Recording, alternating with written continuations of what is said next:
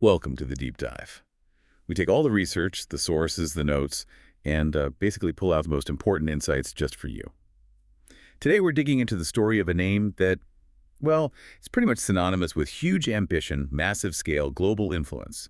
Mukesh Ambani. Yeah, when you hear that name today, you think titan of industry, right? Billionaire shaping modern India.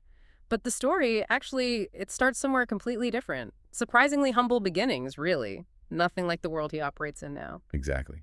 So that's our mission today. We want to unpack this whole narrative, understand the thinking, the strategy, the key moments. How did this kid from a modest background become the architect of one of the world's biggest conglomerates? We're focusing on the surprising bits, the lessons learned along the way. And we've looked at a whole range of sources to piece this together, trying to get at the why behind the what of his journey. Okay, so let's start right at the beginning. Mukesh Ambani, born April 19th, 1957. But not in India, actually, in Aden, Yemen. And it's Well, easy to assume, born with a silver spoon, but that wasn't the case at all. His family lived pretty modestly. right. His father, Dhirubhai Ambani, he was working at a gas station, later started a small trading business, and his mother, Kokilaban, very focused on discipline, humility, perseverance. No hints back then of the sheer scale he'd reach later on. It's pretty striking, isn't it, how grounded those early years were. They moved back to India in '58, settled in Mumbai, but in a really cramped, like, one-bedroom apartment in Bhuleshwar. Yeah, exactly. That's not your typical billionaire origin story, is it? It Yeah. really shows it was built from a ground up. That's a good point about being grounded. How do you think living like that, modestly, maybe shaped his later focus on these huge infrastructure projects, things that serve, well, everybody? That's a really interesting question. The sources suggest it probably gave him a deep sense, maybe subconsciously, of basic needs, the value of, well, infrastructure for the masses. He went to Hillgrange High School, apparently wasn't flashy or super competitive, more of an observer, Hmm. deeply interested in science, maths, had this knack for logical problem solving. And this isn't just like a cute anecdote. It points to his early focus on systems, processes, how things work, rather than just, fancy stuff. That engineering brain was there early on. Okay, so the engineering mindset was clear from the start. He studied chemical engineering at the Institute of Chemical Technology in Mumbai, UDCT, back then. Which really fits, right? That fascination with how things operate, from tiny molecules to giant factories. Totally. And meanwhile, his dad's company, Reliance Commercial Corporation, it's growing. And Dhirubhai starts seeing Mukesh as more than just his son, the student. He sees him as like the future architect for something way bigger. Right, which leads to this really pivotal moment. 1981, Mukesh gets into Stanford for his MBA. I mean, that's the dream for so many people. Absolutely. The absolute peak of business education, you could argue. But before he even finishes, Dhirubhai calls him back, tells him to come home to India. Pulled him right out of Stanford. What was so urgent? What does that tell us about him, about his approach even back then? Well, Reliance was starting something huge, a massive new venture, building a polyester filament yarn plant in Paulaganga near Mumbai. Dhirubhai didn't want him learning theory in California. He wanted him on the ground, learning how to actually build it, turn the plans into reality. Wow. And think about that leaving Stanford. It was a bold move. It shows Mukesh wasn't afraid to ditch the safe, prestigious path for a real hands-on opportunity. It wasn't about just abandoning his education. It showed this focus on first principles, understanding the nuts and bolts before you scale. So he wasn't just managing from an office. No, not at all. The accounts say he was right there on the factory floor, learning the tech, the operations, the logistics, everything firsthand. That set a pattern, didn't it? This deep operational understanding, valuing the grit over just the diploma. That hands-on thing seems absolutely key. So through the '80s, he's working with his father, expanding Reliance's manufacturing side. But then comes the project that really takes him and Reliance to another level entirely. The 1990s, the Jamnagar refinery in Gujarat. And this wasn't just any refinery. Oh no, the vision was audacious. The largest grassroots refinery in the world, meaning built from scratch. Designed to process something like 660,000 barrels of crude oil every single day. That number's hard to even grasp. What does that mean in real terms? Well, think millions of cars fueled daily. Building something that complex, that size, from nothing. It was like constructing a small industrial city, basically.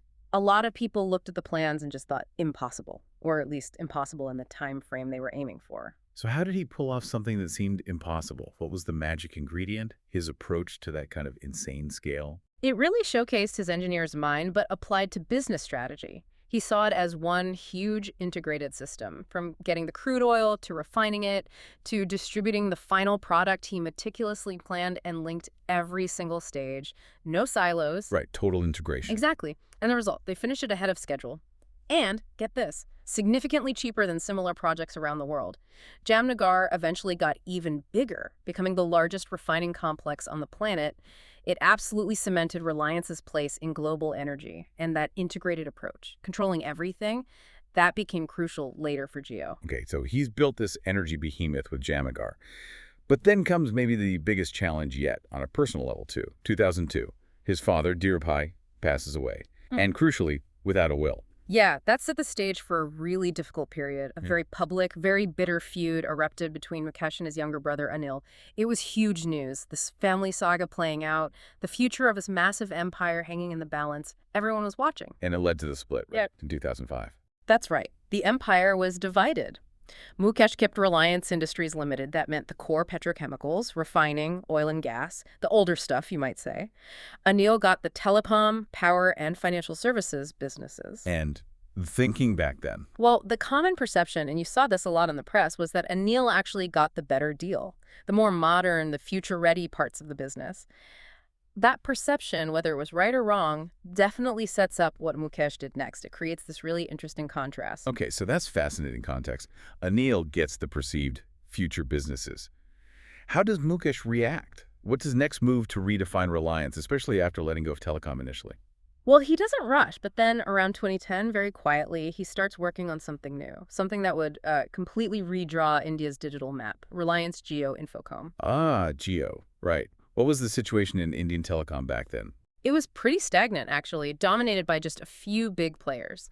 Call rates were high, data was expensive and slow, like really slow. Mukesh saw this gap. He saw an opportunity not just to compete, but to completely disrupt the whole market, using that same integrated thinking. And disrupt is putting it mildly. The launch in 2016, it was explosive. Free voice calls forever and data basically free for months. Absolutely seismic. What was the genius there? It wasn't just about being cheap. It was about building massive capacity first, way ahead of demand. By offering it free initially, Jio just hoovered up customers at an incredible rate. Millions and millions signing up. Forcing everyone else's hand. Totally. Competitors had no choice but to slash their prices just to stay in the game. And the result?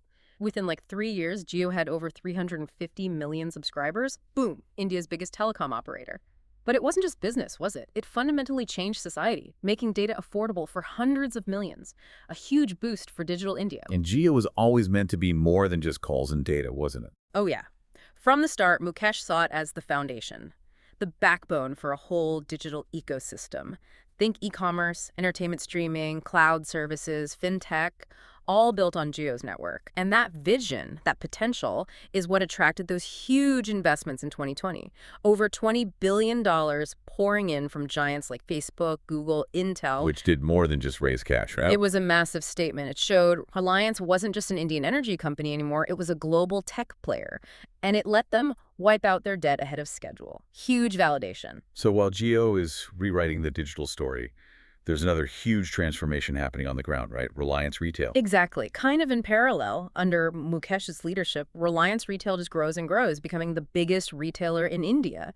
And he applied a lot of the same ideas there: scale, integration, controlling the value chain that worked in manufacturing and telecom. And the range is incredible. It's not just one thing. Grocery stores, fashion, electronics, even luxury brands.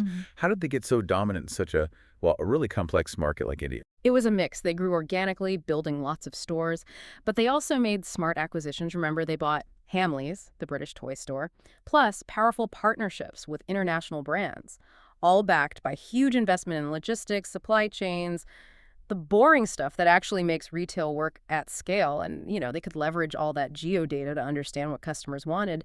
It all connected. Looking at the big picture then, his leadership style seems unique, this blend of really deep technical understanding, but also this massive long-term vision. How does someone manage to dive into tiny details, but also keep their eye on these huge, decade-spanning goals? It seems to be his superpower, doesn't it? And the key, again, seems to be this belief in building capacity way ahead of actual demand. Build it big, build it integrated, and the growth will come. It allows Reliance to scale incredibly fast when an opportunity pops up, while others are still trying to catch up. It's about foresight and willingness to make those huge upfront bets. Now, it's important we touch on this too. His journey, Reliance's growth. Mm. It hasn't been without criticism, has it? No, definitely not. You hear allegations, and they're mentioned in the sources, political connections, accusations of using market dominance unfairly, creating monopolies. Those questions have always been there. Right, those are serious criticisms. Yeah. How has Reliance, with him at the helm, navigated that? How have they kept things on track despite that kind of scrutiny? Well, the consistent theme seems to be this relentless focus on execution and delivering results. Whatever the criticisms, the company keeps growing, keeps delivering massive projects, keeps adapting. That seems to be the core defense, performance. And you also have to mention the philanthropic side, the Reliance Foundation, led by his wife Nita Ambani. Yes, that's a significant part of the picture. Huge investments in education, healthcare, rural development, sports, impacting millions across India. It runs alongside the business story. So looking ahead now, he's clearly not hitting the brakes. These massive new investments announced in green energy, hydrogen, solar, batteries. What's the play there? It looks like classic Ambani strategy, actually. Seeing the next fundamental shift, the global energy transition, and aiming to be at the forefront, it's about building capacity ahead of demand again, creating another integrated value chain, this time for clean energy. The ambition isn't just for Reliance to be a leader, but to make India a leader in this whole new energy economy, just like he aimed to do with refining and then with telecom and digital. Okay, so wrapping this up, what's the big takeaway for you, the listener? Mukesh Ambani's story. It's pretty incredible. From that one-room apartment to, well, Antilia, that famous 27-story home overlooking Mumbai. It's a journey driven by vision, absolutely, but also calculated risks and just relentless, detailed execution. Yeah, his story isn't just about building a giant company. It's about building entire industries, shaping whole markets, and really influencing the aspirations of India itself as it grows. As India keeps changing and growing economically, it seems pretty clear he'll remain a central figure.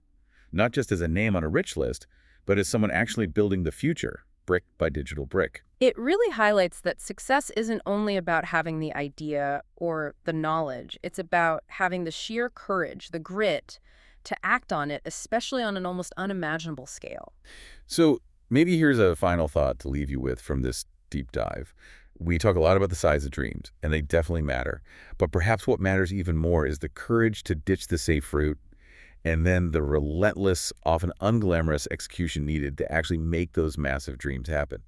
Mukesh Ambani's life seems to be a pretty powerful demonstration of that.